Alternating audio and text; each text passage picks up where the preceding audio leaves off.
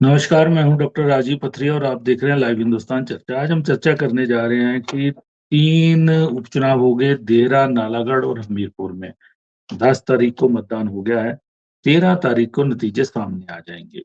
सत्ता पक्ष, विपक्ष दोनों के लिए इतना जोर इन्होंने चुनाव में लगाया है कि पूरी ताकत झोंकी गई है सरकार की तरफ से भी और विपक्ष की तरफ से भी। देहरा पे खुद मिसेस सीएम कमलेश ठाकुर चुनाव लड़ रही हैं, बड़ी हॉट सीट हो रही है। उसमें तो पूरी तरह से सरकार भी उतरी और विपक्ष भी उतरा। बाकी हलकों में चाहे थोड़ी-थोड़ी कमी रही, लेकिन देहरा में ज़्यादा है। अब ये चुनाव किस करवट जाते हैं, ये सबसे महत्वपूर्ण है, क्योंकि इन तीनों उपचुनाव पे मुख्यमंत्री सुखविंदर सिंह सुक्खू और नेता प्रतिपक्ष जयराम ठाकुर भाजपा के, इनकी प्रतिष्ठा दांव पे लगी है कि कौन किसको हिमाचल की जनता पसंद करेगी। ये चुनाव क्यों आए, निर्दलीयों ने इस्तीफे देकर भाजपा क्यों ज्वाइन की, वो तो विधायक थे, क्योंकि इस तरह के मुद्दे भी चुनाव में उठे, लेकिन भाजपा की तरफ से जो वोट मांगने जा रहे थे या प्रत्याशी से दिए गए इस पूरे चुनाव में। और वहीं पे होशियार सिंह ठाकुर के पीछे सुरक्षाकर्मी सादी वर्दी में लगा देना, कहीं न कहीं अंतिम दिनों में उसका जो खुलासा किया होशियार सिंह जी ने, उससे लगता है कि सरकार भी अपनी जीत को लेके पूरी तरह से आश्वस्त नहीं थी, कि उसको लगता था कि होशियार सिंह की मूवमेंट क्यों चेक की जा रही थी, एक बड़ा मुद्दा है। लेकिन मिसेस सीएम लड़ रही और पूरी सरकार ने चुनाव लड़ा है, जाहिर है नतीजे कुछ भी आ सकते हैं। और मतदान देखा जाए तो इन चुनावों में मतदान देहरा में थोड़ा कम हुआ है और हमीरपुर में थोड़ा पिछले मतदान की तुलना में कम हुआ है। नालागढ़ में लगभग बराबर ही है और देहरा में 3000 महिलाओं ने ज़्यादा मतदान किया है। हमीरपुर में भी 2500 महिलाओं ने पुरुषों की तुलना में ज़्यादा मतदान किया है और ये चुनाव किस तरफ जाएँगे, आज हम इसी विषय पे चर्चा करने जा रहे हैं। हमारे साथ चर्चा में भाग ले रहे हैं संदीप सांख्यान जी हैं, कांग्रेस पार्टी के वरिष्ठ प्रवक्ता हैं प्रदेश के, सुमित शर्मा जी हैं, भाजपा के प्रदेश के वरिष्ठ प्रवक्ता हैं और पंकज पंडित जी प्रदेश के वरिष्ठ पत्रकार हमारे साथ आज चर्चा में भाग ले रहे हैं। तो मैं सबसे पहले पंडित जी, इन चुनावों में 2 चीज़ें देखी गई पंडित जी। सरकार और विपक्ष ने दम लगाने में कोई कोर कसर नहीं छोड़ी और सबसे ज़्यादा दम देहरा में लगाया गया, लेकिन भाजपा रूठों को मनाने में एक कदम पीछे रही। देहरा में इनसे दवाला नहीं संभल पाए और नालागढ़ में हरप्रीत सैनी, इनके भाजपा के आईटी सेल में वो प्रमुख थे प्रदेश के किसी पद पे, वो उनसे संभल नहीं पाए। वो तो चुनाव में उतर गए, जबकि दवाला ने दूर रहकर ही अपनी ही पार्टी को धो दिया इसमें पूरे प्रकरण में और हरप्रीत सैनी को ये नहीं मना पाए। और कई मुद्दे उठे, आरोप लगे कि सरकारी मशीनरी का खुला दुरुपयोग देहरा के अंदर देखा गया, नालागढ़ के अंदर देखा गया, हमीरपुर के अंदर देखा गया। ऐसे आरोप भी सत्ता पक्ष पे लगे। मुख्यमंत्री जी ने सबसे ज्यादा तवज्जो देहरा को दी, जाहिर है उनकी धर्मपत्नी लड़ रही थी। तो आपको क्या लगता है किस तरह से ये चुनाव लड़ा गया और कैसे संभावित नतीजे इसके दिख रहे हैं?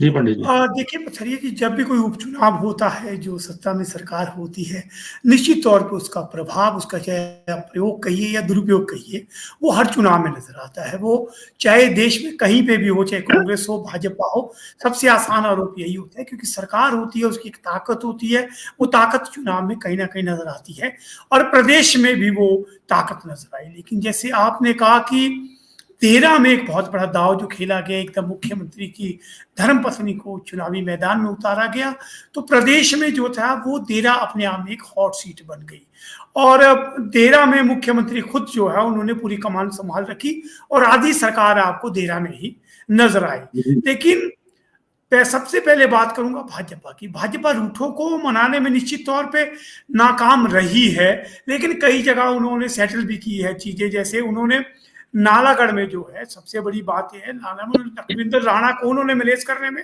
कामयाबी हासिल की, धवाला को उन्होंने बागी नहीं होने दिया। और सबसे बड़ी बात कि जैसे ही प्रभारी बदला, श्रीकांत जी आए, उनकी धूमल से मुलाकात होती है, उसके बाद एकदम अनुराग एक्टिव हो जाते हैं। आपने देखा होगा लास्ट के 72 घंटों में अनुराग ठाकुर जो है विशेष तौर पे देहरा और हमीरपुर में बहुत आक्रामक नजर आए। तो पहले जो हमें कहूं कि कहीं ना कहीं जयराम ठाकुर बड़ा चेहरा थे, लेकिन 2 सीटों पे जो था वो धूमल परिवार के प्रभाव को देखते हुए आखिरी समय में जो है अनुराग ठाकुर की एंट्री करवाई गई, क्योंकि वो प्रदेश की राजनीति से थोड़ी दूरी रखते हैं।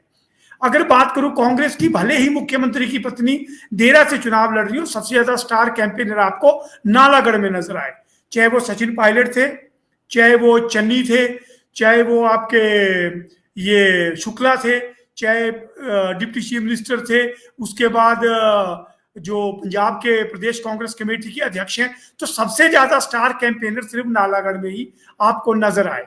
अगर मैं संभावना बताऊं तो इसमें खोने पाने को क्या है, देखिए सबसे बड़ी साख इसमें जो लगी है दांव पे, वो सुखविंदर सिंह सुक्खू की लगी है। सरकार और परिवार दोनों की साख दांव पे सुखविंदर सिंह सुक्खू पे लगी है। अगर वो देरा में हारते हैं तो वो सरकार में भी साख गवाएंगे और परिवार में भी साख गवाएंगे। तो सबसे बड़ा चैलेंज तो सुखविंदर सिंह सुक्खू के लिए।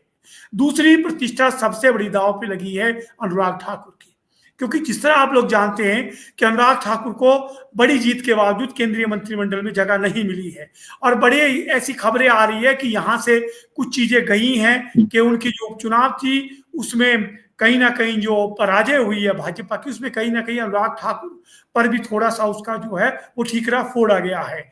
और अब जो है ये दो जो है हमीरपुर और देरा जो है, हमीरपुर संसदीय क्षेत्र में आता है, विशेषकर हमीरपुर में अनुराग ठाकुर को सीधे तौर पर उनको प्रभार दिया गया है, और अगर वो सीट नहीं जीतते हैं तो उसका कहीं ना कहीं असर जो है अनुराग ठाकुर पर भी पड़ेगा। और सबसे आखिर में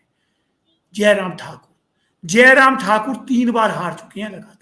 उनके नेतृत्व में आप प्रदेश में विधानसभा चुनाव हारे, आपने मिशन लोटस चलाया, उसमें आपने मुंह की खाई, और उसके बाद 6 सीटों पे आपने उपचुनाव कराया, 4 में आपने हार। अगर ये परिणाम भाजपा के माफिक नहीं आते हैं तो सबसे ज्यादा नुकसान अगर किसी को होगा तो वो जयराम ठाकुर को है, क्योंकि जयराम ठाकुर 18 माह से मुख्यमंत्री बनने की बात कर रहे हैं, सरकार गिरने की बात कर रहे हैं। तो ओवरऑल लबोलुबाब अभी तक मुझे लग रहा है कि देरा में कहीं ना कहीं सुखविंदर सिंह सुक्खू यानी कांग्रेस आगे नजर आ रही है। और आपका अगर मैं नालागढ़ की बात करूं, नालागढ़ में भाजपा जो है हल्की सी मजबूत दिख रही है। हमीरपुर में कांटे की टक्कर है, किसी भी तरफ जो है वो जनता जा सकती है, क्योंकि वहां पे अभी समझ नहीं आ रहा है जनता को खुद की वो किस तरफ चले, क्या वो मुख्यमंत्री चुने या किसके साथ जाए। तो मेरे को ये लग रहा है कि कुल मिलाकर के हमीरपुर में कड़ी टक्कर नजर आ रही है, और देरा में हल्की सी कांग्रेस आगे है। और नालागढ़ में मुद्दा क्या था बताइए। नालागढ़ में लॉ एंड ऑर्डर, ड्रग्स, इन मुद्दों को लेकर के भाजपा ने चुनाव लड़ा है। वहां पे मुद्दा ही अलग कर दिया था उन्होंने, धरती पुत्र की बात की गई थी। यही नारा जो है देरा में भी दिया गया, लेकिन देरा में विकास जो है बड़ा मुद्दा बनाया गया, उसमें जिला मुद्दा बहुत बड़ा उठाया गया। कमलेश ठाकुर ने तो साफ ही कह दिया कि हाँ हम जिला भी बना सकते हैं। सुक्खू जी ने घोषणा कर दी कि 15 अगस्त हम यहाँ पे मनाएंगे, एसपी बिठा दिया आपने। तो कुल मिलाकर के तेरा और इन 3 चुनाव जो है ये प्रदेश की राजनीति की अगली दिशा को तय करेंगे, ये स्पष्ट है। सुमित जी, नालागढ़ में एक तो पहली बात है कि चुनाव के प्रभारी आपने लगाए, चाहे वो विपिन परमार जी लगाए, चाहे वो और लोग लगाए, लेकिन बाद में भाजपा के अंदर क्या जरूरत पड़ गई कि अचानक अनुराग जी को हमीरपुर का ओवरऑल हेड, जयराम ठाकुर जी को नालागढ़ का ओवरऑल हेड, और इनको बिंदल जी को देहरा का ओवरऑल हेड लगाने की क्या जरूरत पड़ गई थी ऐसी बीच में? क्या कोई जवाबदेही तय करने की मंशा थी इसमें, सुमित जी? नहीं डॉक्टर साहब, आपका प्रश्न से एक बात दिखती है कि आपको लग रहा है कि जवाबदेही, ऐसा नहीं है। हमारे संगठन के जिस भी नेता के पास, नेता बनने से पहले वो कार्यकर्ता है, और कार्यकर्ता के आधार से, अनुभव के आधार से वो अपना जितना ज्ञान और अपनी जितनी क्षमता है उसके अनुरूप वहाँ पे संगठन के लिए जो वो लाभ दे सकते हैं, उसके अनुरूप उन सब लोगों को वहाँ जोड़ा गया था। और जहां तक बात है कि तीनों उपचुनावों में भारतीय जनता पार्टी अच्छा प्रदर्शन कर रही है, और संगठित रहते हुए भारतीय जनता पार्टी ने इस चुनाव में काम किया है, और इस चुनाव में निश्चित रूप से हमारा जो संख्या बल है वो विधानसभा में बढ़ेगा, और हम 30 होकर के इस विधानसभा के अंदर जब पहुंच, तो विपक्ष की आवाज को अच्छे ढंग से उठा करके सुखविंदर सिंह सुक्खू की सरकार को प्रदेश के जनहितकारी कामों की ओर लगाएंगे, ताकि आने वाले समय में वो चुनावों से बच करके विकास की काम करें, और विकास की आवाज बनने के लिए विपक्ष पूरी रूप से हम तैयार बैठे। जी, लेकिन सवाल वही है कि कुछ मुद्दे ऐसे उठे कि निर्दलीयों से इस्तीफा दिलवाने की क्या ज़रूरत थी? वो निर्दलीय के तौर पे भी भाजपा के साथ एसोसिएट होके विधानसभा के अंदर सत्ता पक्ष पे हमले बोल सकते थे और अच्छा विपक्ष की भूमिका निभा सकते थे। ये एक चुनाव में सुमित जी बहुत बड़ा मुद्दा उठा जिसका जवाब ना आपके बड़े नेता दे पाए, ना आपके जो वर्कर और जो कार्यकर्ता थे जो वोट माँगने जा रहे थे, उनके पास जवाब नहीं थे इस चीज़ के। ऐसा लगता है मुझे कि इन तीनों निर्दलीय प्रकार से अपने-अपने क्षेत्र तक ही सीमित रह कर के अपनी आवाज़ उठा पा रहे थे और उनकी आवाज़ जो थी वो एक अब वो भारतीय जनता पार्टी के साथ जुड़ करके जिस प्रकार से अपने विषयों को आवाज़ को उठाएँगे तो संगठित रूप से ये आवाज़ 30 लोगों की आवाज़ होगी। तो ये आवाज़ जो है यदि मान लीजिए हमीरपुर के अंदर कोई विषय ऐसा विकास का जो सरकार के अकर्मणता के कारण नहीं हो पाता है, वो वहाँ पे विधायक को सहयोग करने में सहयोगी सिद्ध हो सकते हैं।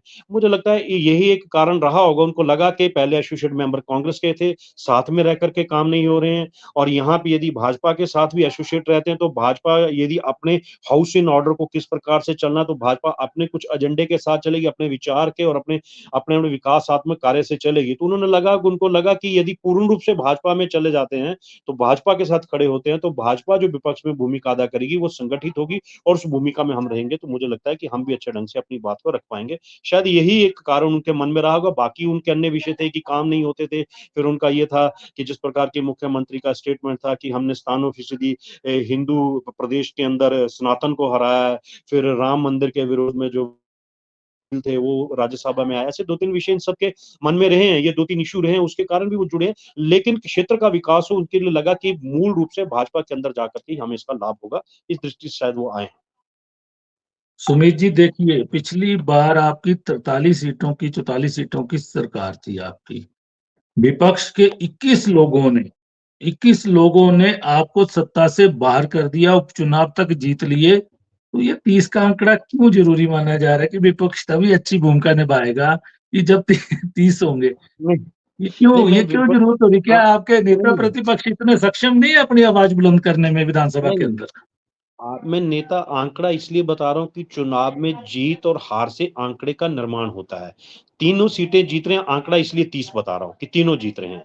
आंकड़े के आधार से नहीं लेकिन वो बिल्कुल इंडिपेंडेंट थे। यहाँ जुड़ कर के जब खड़ेंगे तो उनको दिखेगा कि हमारी आवाज़ उठाने के लिए बाकी 25-27 लोग जो अन्य हैं, हम 3 जो जुड़ कर के आए हैं, 27 लोग हमारे साथ जुड़ेंगे तो उस आवाज़ को उठा पाएँगे।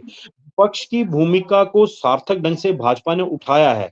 लेकिन उनके इंडिविजुअल एंटिटीज के साथ वहाँ इंडिविजुअल्स कुछ इश्यूज थे जिस इश्यूज को वो सरकार में रहते हुए सकारात्मक ढंग से रख रहे थे लेकिन मुख्यमंत्री उस प्रकार से शायद उनको महसूस हो रहा था कि सहयोग नहीं कर पा रहे हैं और वो अखबारों के माध्यम से समाचार पत्रों के माध्यम से आप सबके माध्यम से ही प्रतीत हो रहा था तो अंततः उन लोगों ने तीनों ने सामूहिक रूप से निर्णय लिया कि हमें इस्तीफा दे करके नया जनादेश प्राप्त करके पुनः अब भाजपा में जुड़े हैं, भाजपा के रह करके विपक्ष के भूमिका में रहकर संपूर्ण रूप से भाजपा के साथ खड़ करके हम इस आवाज को संगठित रूप से प्रदेश के अन्य विधायकों के साथ जो विपक्ष है उनके साथ उठाएंगे, ऐसा मुझे प्रतीत होता है। संख्या एक नंबर बल है, वो जीत के आधार से मैं बता रहा हूँ कि भाजपा तीनों की तीनों सीटों को जीतेगी। लेकिन आपको नहीं लगता कि आगे जो 3.5 साल का कांग्रेस सरकार का शेष कार्यकाल है, उसमें मतदाता चाहेगा कि सत्ता के साथ रहकर अपने क्षेत्र के विकास को आगे बढ़ाया जाए? ऐसा नहीं लेकिन लगता? इन मतदाता का इन रुख डेढ़ इस तरफ वर्षों भी हो सकता है। इन 1.5 वर्षों में मतदाता ने पाया है कि सरकार सिर्फ चुनाव करवा रही है। सरकार किसी प्रकार से ऐसे विकास के कोई भी कार्य किसी भी क्षेत्र में उस प्रकार से नहीं लेकर के आ पाई है। जिन जिन चुनावी जिसे गारंटी का नाम इन्होंने दिया था, वो एक भी गारंटी को पूरा करने के लिए प्रदेश में कांग्रेस की सुप्रीम सरकार ने किसी भी प्रकार का कोई इनिशिएटिव नहीं लिया है। चुनाव जब आए तो उसको हल्का-सा मॉडिफाई करके और अपने ही वेल बीइंग्स को, मित्रों को और अपने सहयोगियों को लाभ देने का कोई काम करने का प्रयास किया, तो आम मतदाता को लगता है कि ये जो सरकार है सिर्फ कुछ सीमित लोगों तक ही उनको लाभ देने का काम करी, सामूहिक रूप से प्रदेश के 78 लाख लोगों को लाभ देने का काम ये सरकार नहीं कर रही है। तो उसके उसके विरोध में जनादेश जो है इन तीनों उपचुनाव में आएगा और वो भारतीय जनता पार्टी के पक्ष में होगा। और भारतीय जनता पार्टी के पक्ष में जो जनादेश आएगा वो इस बात का प्रमाण होगा कि आपको मजबूती से विपक्ष में रहते हुए कांग्रेस की सत्तारूढ़ सरकार को जगाने का काम करना है, उन्हें प्रदेश हित में काम करने के लिए जागरूक करना है। निरंतर करेंगे। अगले 3.5 वर्ष की आपने बात करी है। मुझे तो लगता है कि अपने आंतरिक जो द्वंद्व है उससे शायद ये सरकार नहीं चलेगी। कई विषय बिंदु इनके अंदर संगठन के अंदर हैं, लेकिन हमने पूर्व की गलतियों से बहुत कुछ सीखा है। सीख करके अब हमने उस संगठित ढंग से आगे बढ़ते हुए विपक्ष की भूमिका में सरकार को जगाने का काम करेंगे। सरकार नहीं जागेगी तो तय मानिए जब भी अगला आम चुनाव आएगा, भारतीय जनता पार्टी प्रदेश के 78 लाख लोगों के आशीर्वाद से सत्ता में आकर के आम जनमानस को सबका साथ सबके विकास के आधार से सहयोग करने में आगे बढ़ेगी। जी, ये सांख्यान जी, इनका कहना है कि चुनाव सरकार ने थोपे हैं ये कितना जायज इनके ये उत्तर है ये? डॉक्टर साहब ये हिमाचल प्रदेश की जनता जानती है और सारे पत्रकार बंधु भी जानते हैं, आप भी जानते हैं कि हिमाचल प्रदेश के अंदर जो 9 उपचुनाव हुए, 6 पहले हुए, 3 अब हुए, तो इनको किसने किसके ऊपर थोपा है इसमें मुझे कुछ कहने की आवश्यकता नहीं है, क्योंकि भारतीय जनता पार्टी के अगर ये लोग थे, 3 निर्दलीय विधायक थे और इनको जनमत मिला था अपनी अपनी विधानसभाओं से, और लोगों ने कहा था, इसीलिए जनमत इनको दिया था कि आप अपने विधानसभा क्षेत्रों की आवाज वहां पे उठाएं। मैं मानता हूं कि फरवरी के अंदर जो प्रकरण होता है हिमाचल प्रदेश के अंदर, और इन तीनों ने राज्यसभा का वोट जो था वो भारतीय जनता पार्टी के प्रत्याशी को दिया, तो उससे साफ जाहिर होता है कि इनकी एसोसिएशन जो थी ये भारतीय जनता पार्टी के साथ थी। तो अब इन्होंने उसके बाद ये 6 विधायक जो कांग्रेस से निकल के गए और उसके बाद ये 3 भी उनके साथ चले गए, 1.5 माह ये अपनी विधानसभाओं से अपने अपने क्षेत्र से बाहर रहे, तो इसका क्या सरोकार था ये सारे हिमाचल प्रदेश के लोग जानते हैं, हिमाचल प्रदेश की जनता जानती है, सारा मीडिया जानता है, पूरा आवाम जानता है। तो और उसके अंदर जब इनको यहां से लेके गया, हेलीकॉप्टर में रखा, होटल्स में रखा, लेकिन इन 3 लोगों को इस तरह की प्रोटेक्शन देने की क्या आवश्यकता थी? और सबसे बड़ी बात कि अगर ये भारतीय जनता पार्टी के प्रत्याशी राज्यसभा में मतदान कर रहे थे तो ये ऑटोमेटिकली भारतीय जनता पार्टी के एसोसिएट मेंबर बन चुके थे, तो इनको इस तरह से मतलब रिजाइन करके दोबारा से उपचुनाव करवाने की कोई आवश्यकता नहीं थी। और जिस तरह से जो प्रकरण हुआ, वेरी इंटेलिजेंटली मैं कहता हूं कि जो विधानसभा के अध्यक्ष हैं माननीय, उन्होंने जिस तरह से इस चीज को प्ले किया है, उन्होंने अपनी शक्तियों का उपयोग करते हुए जो फैसले लिए हैं वो बिल्कुल सही फैसले लिए हैं, और इसमें कोई अतिशयोक्ति नहीं है कि उन्होंने कुछ गलत किया है। लेकिन जो रणनीति भारतीय जनता पार्टी ने कांग्रेस के खिलाफ उठाई थी, उस रणनीति में भारतीय जनता पार्टी पूरे प्रदेश में असफल हुई है। वो चाहे जयराम ठाकुर जी थे, चाहे माननीय नड्डा जी थे, चाहे बिंदल जी थे, चाहे अनुराग ठाकुर जी थे, और वो पूरी तरह से धराशायी है। अब देखिए पिछले 6 जो उपचुनाव हुए उसके अंदर 4 विधायकों को अपनी विधानसभा से बाहर होना पड़ा, तो उसका अब उनकी तो विधानसभा की सदस्यता गई, वो चुनाव भी हार गए। अब ये 3 है, 3 के जो परिणाम है, भारतीय जनता पार्टी बोल रही है हम जीत रहे हैं, हम कह रहे हैं हम तो आंकड़ों के प्रति आपको जो वहां के जो क्षेत्र का जो वहां का समीकरण है मैं तो उसको भी आपको बता दूंगा। हम कह रहे हैं कि हम तीनों के तीनों विधानसभा सीटों के ऊपर जीत के आ रहे हैं और भारी जनमत वहां से हम लेके आ रहे हैं और वहां लोगों का विश्वास मत लेके वहां से हम आ रहे हैं। तो मैं ये नहीं कहता कि भारतीय जनता पार्टी ने जो किया है वो भारतीय जनता पार्टी खुद ही भुगत रही है और प्रदेश। अब देखिए सरकार पहले बनती है। संदीप जी आरोप लगे बहुत कि सत्ता का खुला दुरुपयोग देहरा के अंदर हुआ, बाकी हलकों में भी हुआ, लेकिन वहां पे भयंकर हुआ। पूरी सरकार बैठी, अधिकारियों को, आशा वर्कर, कई तरह के आरोप लगे। इलेक्शन कमीशन को कंप्लेंट की, लेकिन इलेक्शन कमीशन ने भी मुझे लगता है इस बार शिकायतों को सीरियसली नहीं लिया। और शहर सिंह के पीछे पूरा अपने बटालियन के लोग तक लगाए गए बिना मतलब किसी इलेक्शन कमीशन को सूचित किए हुए। इस तरह की हरकतें क्यों करनी पड़ी आपको देरा? क्या भय था कोई? नहीं, हमें किसी चीज का, तीनों ही विधानसभा क्षेत्रों में हमें कोई भय नहीं था, ना कोई हमें डर था। मैं ये कहता हूं कि होशियार सिंह जी ने जिस तरह से रणनीति, ये मैं कहता हूं ये उनका एक स्ट्रेटेजिक मोमेंट था कि सिंपैथी उनके साथ आए। अब ये कह रहे हैं, जो परसों इन्होंने वीडियो यहाँ पे लॉन्च किया होशियार सिंह जी ने, तो ये कह रहे हैं कि 3 दिन से हमारे साथ, और भारतीय जनता पार्टी के जो नेता प्रतिपक्ष आज की डेट में जयराम ठाकुर जी हैं, उन्होंने भी मीडिया में बयान दिया है। उन्होंने कहा है कि जिस तरह से ये 3 दिन से गाड़ी जो थी उनके पीछा कर रही थी, तो मेरे को ये बताइए कि अगर 3 दिन से ये थी तो 3 दिन पहले ही ये वीडियो बना देते कि जी हमें नहीं पता ये जो सिविल ड्रेस के अंदर लोग हैं ये कौन है। Now it is a matter of investigation, और अगर ये इन्वेस्टिगेशन होती है कौन लोग थे, कैसे लोग थे, नहीं तो सीआईडी के लोग, क्या ये आप पुलिस नहीं क्या ये नहीं, वो तो पता लग गया बटालियन के लोग थे, बटालियन से भेज दिए गए थे किसी पुलिस अधिकारी द्वारा।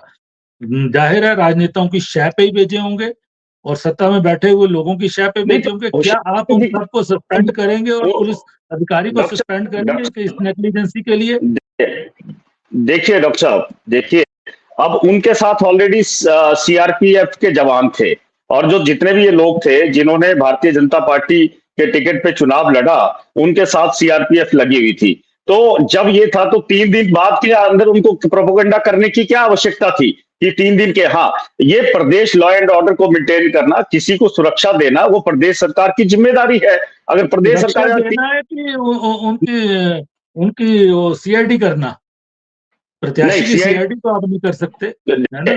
और इलेक्शन सीआईडी कर कमीशन को बताए बिना और इलेक्शन कमीशन के आदेशों के बिना कैसे आप किसी को सिविल ड्रेस में अपने बाथरूम चप्पल में घूम रहे हैं उनके पीछे लोग? कहीं ना कहीं भय है, भय भी है, लगता है भय की पूरी तरह से प्लग ऑन करना चाहते थे हर चीज को, ऐसा दिखा है वहां पे।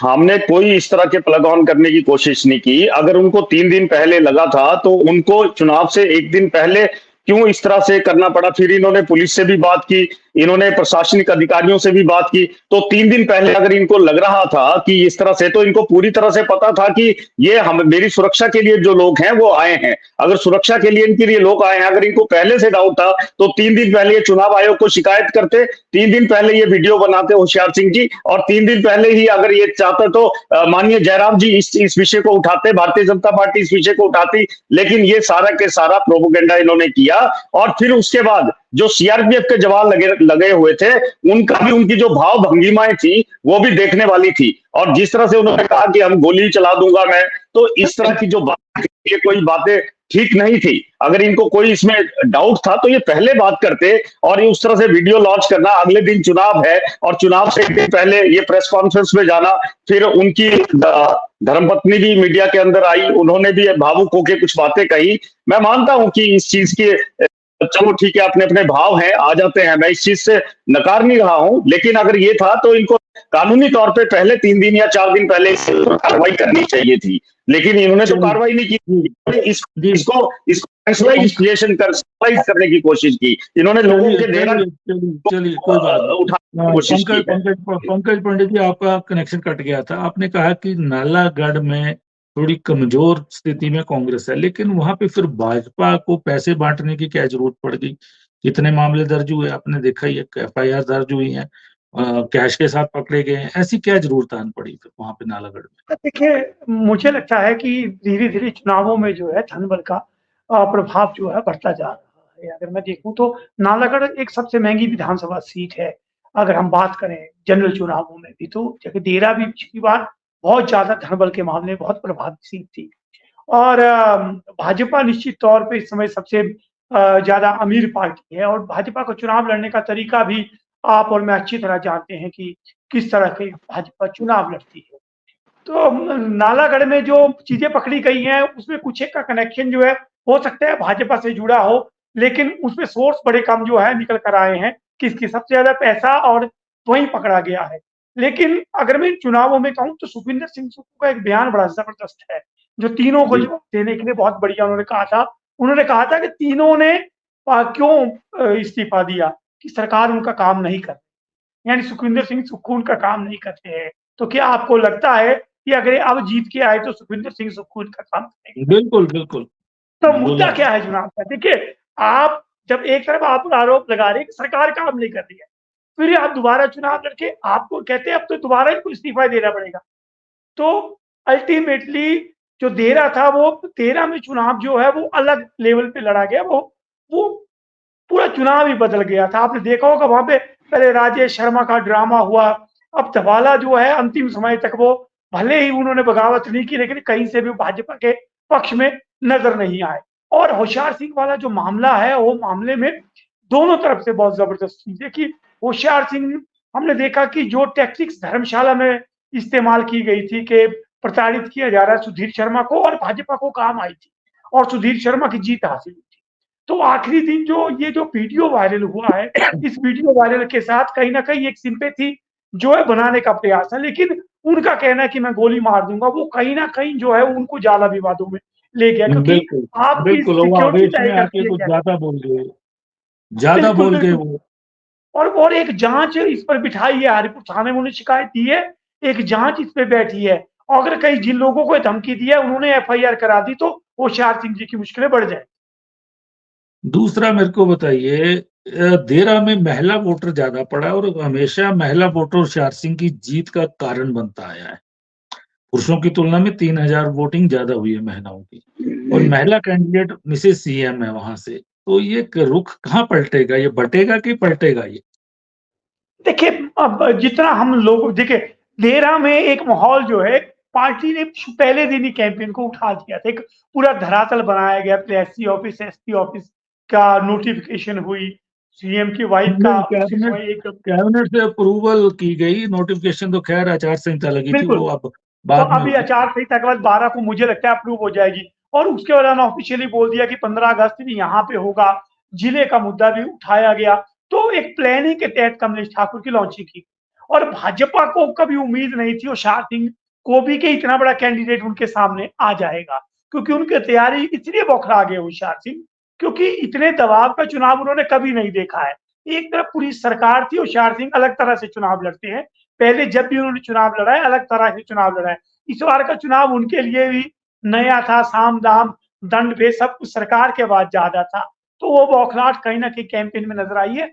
और होशियार, और हमारी देरा में जनरल जब आम लोगों से बात होती थी, तो लोग कहीं ना कहीं अब विकास की और जो नारा जो दे रही है उसकी ओर थोड़े आकर्षित नजर आए। और पिछली पिछली बार भी मुकाबला बहुत करीबी हुआ है, यहाँ पे डॉक्टर राजेश ने करीबी मुकाबला यहाँ पे दिया था, लेकिन बहुत यहाँ पे अगर हम देखें तो ठाकुर वोट सबसे ज्यादा है, और ओबीसी वोट तय करेगा कि यहाँ कौन जीतेगा या कौन हारेगा। अब देखना है कि ओबीसी वोट जिन पे प्रभाव धुआला का माना जाता है, ओबीसी वोट किस तरफ गया है, क्योंकि राजपूत वोट तो बचने की संभावना है, लेकिन ओबीसी वोट किस तरफ गया है वो जीत हार का मानक तय करेगा वहां पे।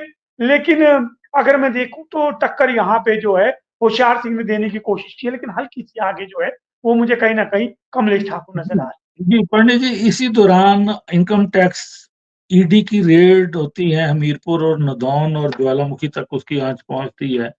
ये जो पैंतरा था, और वोटिंग से एक दिन पहले एक एजेंसी समाचार ऐसा करती है कि सारा कुछ, जितनी करप्शन है, जितना इलीगल माइनिंग है, सारी मुख्यमंत्री सुखविंदर सिंह सुक्खू के इर्द गिर्द ही घूम रही है। वो एक सोची समझी साजिश कितना लाभ दे देगी इस उपचुनावों में?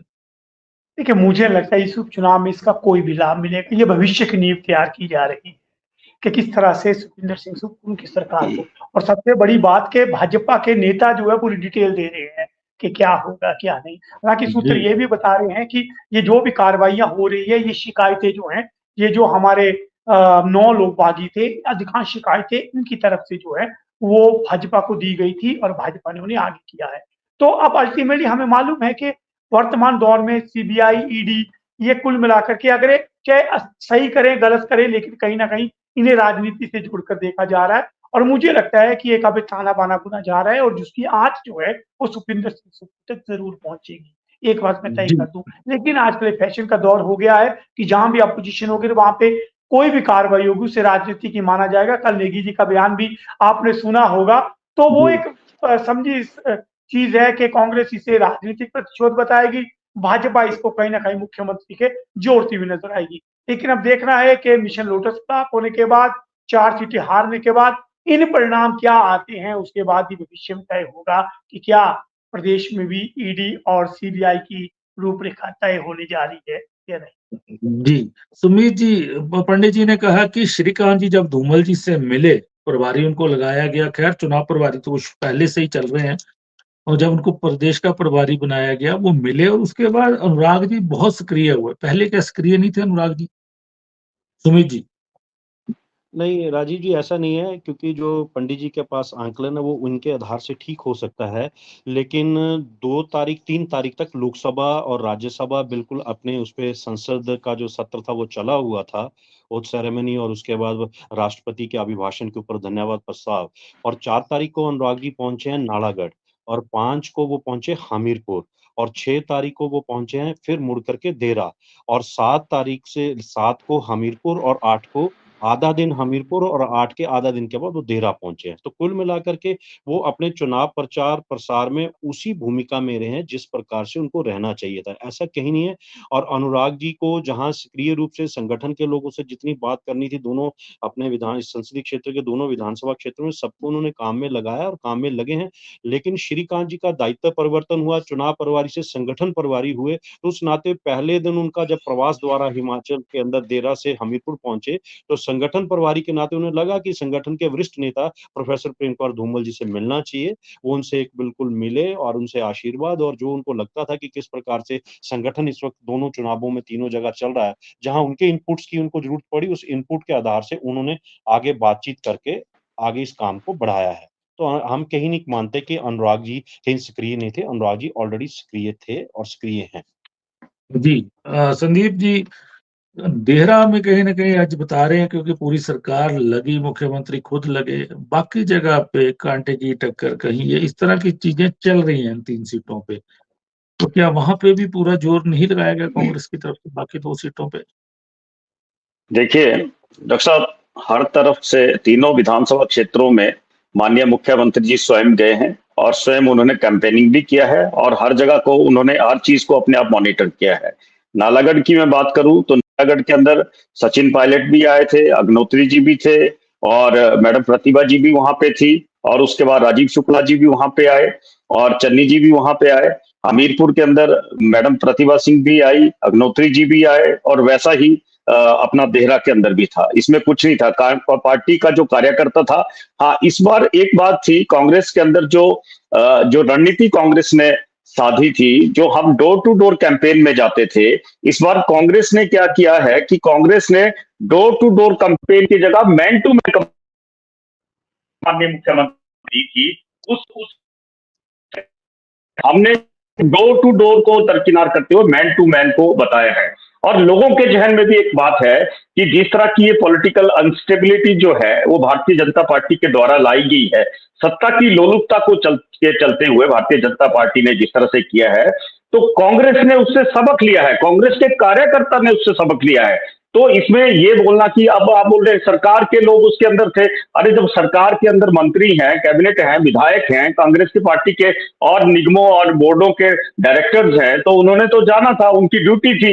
लेकिन आप ये नहीं कह सकते कि सरकार का कोई सेक्रेटरी जो था वो कैंपेन में गया था, ये सरकार का कोई जो ऑलरेडी जो कर्मचारी था वो कैंपेन में गया है। ये भारतीय जनता पार्टी के गलत आरोप हैं, तो ऐसा नहीं है। और हाँ, इसमें थोड़ा स्ट्रेटेजिकली रणनीति के तौर पे माननीय मुख्यमंत्री जी ने जो जो दृश्य दिया था, कार्यकर्ताओं को जो टिप्स दिए थे, उसके अनुसार काम हुआ है। मैं आपको बता देता हूँ कि जो जहां से भारतीय जनता पार्टी 3 विधानसभा क्षेत्रों में लीड लेके आती थी, जैसे ढलियारा का क्षेत्र है, नैनपुखर का क्षेत्र है, नलेटी, लालपुखर, हरिपुखर, देहरा बाजार, हरिपुर, खैरा, ये बाड़ी बगौटा, इन जगहों पे बहुत ज्यादा काम हुआ है। देहरा के अंदर पार्टी का कार्यकर्ता मैन टू मैन मिला है। इसी तरह हमीरपुर के गसौता में, बौनी में, रोही में, पौड़ी में, डुग्गा में, कालाम में, इन जगहों पे गए हैं। नालागढ़ में भी आप देख लीजिए तो नालागढ़ का जो धार का राम शहर वाला एरिया है और जो स्वार घाट के साथ का निचला एरिया लगता है और जो उसके साथ हमारा अर्की वाला जो हमारे साथ में एडजॉइनिंग एरिया है, तो यहाँ पे पार्टी का जो कार्यकर्ता है वो मैन टू मैन मिला है जाके। तो इस रणनीति के आधार पे और जो प्रकरण भारतीय जनता पार्टी ने यहाँ पे गढ़ा था, उसको लेके जो है हम बड़ी अपनी जीत को बड़े आश्वस्त हैं। चलिए चलिए चर्चा को विराम देते हैं। तो आज हम चर्चा कर रहे थे कि हिमाचल प्रदेश के तीनों उपचुनाव में साख लगी है कांग्रेस के मुख्यमंत्री और उनकी शीर्ष नेतृत्व की, वहीं पे भाजपा की तरफ से जयराम ठाकुर जी की, अनुराग ठाकुर जी की, राजीव बिंदल जी की साख दांव पे लगी है। इन चुनावों के नतीजे किस तरफ जाते हैं, जोर इतना लगा है, इतना जोर कभी भी किसी उपचुनाव में नहीं लगा होगा। और मतदाताओं ने, सत्ता के साथ मतदाता चलना चाहते हैं कि विपक्ष में, क्योंकि जो निर्दलीय विधायक हैं उन्होंने इस्तीफे क्यों दिए, इसका जवाब मतदाता को नहीं मिल पाया है। वो नतीजे किस तरफ जाते हैं। और ईडी आईटी की रेड बीच में, उसका कितना दखल रहा, क्या मतदाता उससे प्रभावित हुआ कि नहीं हुआ। वहीं पे होशियार सिंह ने सिंपैथी कार्ड भी खेला, दवाला जी ने अपना रुख स्पष्ट रखा, वो कैंपेन के लिए नहीं गए और बार बार उनको मनाया गया, लेकिन गंभीरता से पूर्व मुख्यमंत्री जयराम ठाकुर जी द्वारा उनको नहीं मनाया गया। जो उनकी जिद थी कि वो मेरे घर पे आए तब मैं बात करूं उनसे, वो नहीं मनाया गया। चूक रही वहां पे। हरप्रीत सैनी को खड़े होने दिया गया, जबकि लखविंदर राणा को मना लिया गया, लेकिन हरप्रीत सैनी भी भाजपा के थे, नालागढ़ से। भाजपा से कुछ चूकें हुई हैं इसमें। अब नतीजे बताएंगे कि कांग्रेस का कितना बोलबाला है और भाजपा का कितना बोलबाला है। आज हमने इसी विषय पे चर्चा की, आप सबने चर्चा में भाग लिया, मैं आप सबका धन्यवाद करता हूँ।